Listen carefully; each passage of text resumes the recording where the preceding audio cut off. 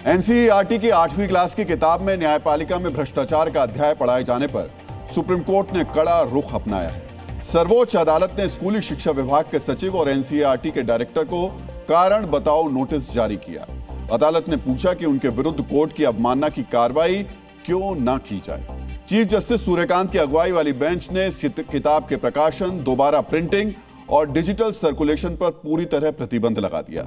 सुनवाई के दौरान सरकार की तरफ से सॉलिसिटर जनरल तुषार मेहता ने कहा कि विवादित चैप्टर को हटाया जाएगा। उन्होंने बिना शर्त माफी भी मांगी। इस मामले में अगली सुनवाई 11 मार्च को होगी। गृह मंत्री अमित शाह ने जनसंख्या में बदलाव को लेकर बड़ा बयान दिया है। अपने बिहार दौरे में गृह मंत्री ने कहा कि सरकार जनसंख्या बदलाव की समस्या से निपटने के लिए हाई पावर डेमोग्राफिक मिशन बनाएगी। यह देश में हो रहे जनसंख्या में बदलाव का अध्ययन करेगा, साथ ही इसके समाधान के लिए सुझाव भी देगा। गृह मंत्री ने यह भी कहा कि घुसपैठ की वजह से डेमोग्राफी में बदलाव किसी भी देश की संस्कृति, इतिहास और भूगोल के लिए खतरनाक है। सरकार ने डिजिटल प्लेटफॉर्म के रेवेन्यू शेयरिंग को लेकर सख्त रुख अपनाया है। सूचना प्रसारण मंत्री अश्विनी वैष्णव ने कहा कि डिजिटल प्लेटफॉर्म्स को अपना रेवेन्यू शेयरिंग मॉडल बदलना होगा। उन्हें कंटेंट बनाने वालों के साथ अपनी कमाई साझा करनी होगी।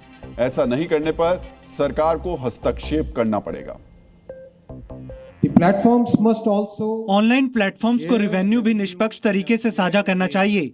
कंटेंट क्रिएट करने वालों, न्यूज और पारंपरिक मीडिया को भी फायदा मिलना चाहिए। कमाई का सही हिस्सा असली कंटेंट बनाने वालों तक पहुंचना चाहिए। दिल्ली की जवाहरलाल नेहरू यूनिवर्सिटी में एक बार फिर हंगामा हुआ है।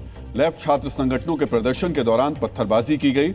इसमें दिल्ली पुलिस के करीब 10 अधिकारी और जवान घायल हो गए। वहीं लेफ्ट छात्र संगठनों ने पुलिस पर बर्बरता का आरोप लगाया है।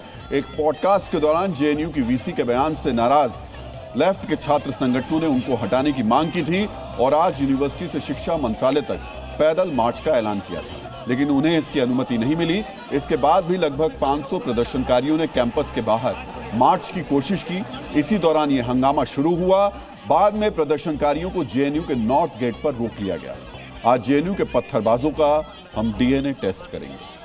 शंकराचार्य स्वामी अभिमुक्तेश्वरानंद सरस्वती के खिलाफ यौन शोषण के केस में पुलिस की छानबीन जारी है।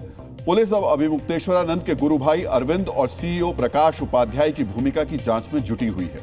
पुलिस सूत्रों के मुताबिक दोनों की भूमिका पाए जाने के बाद उनका नाम भी एफआईआर में शामिल किया जा सकता है। इस बीच अभिमुक्तेश्वरानंद के मठ में स्विमिंग पूल होने के आरोप भी लगाए गए। शंकराचार्य ने कहा कि उनके गुरु के स्वास्थ्य को देखते हुए यह पूल बनाया गया था। उन्होंने यह भी कहा कि बिना कैमरे के कोई भी मठ के अंदर जा सकता है।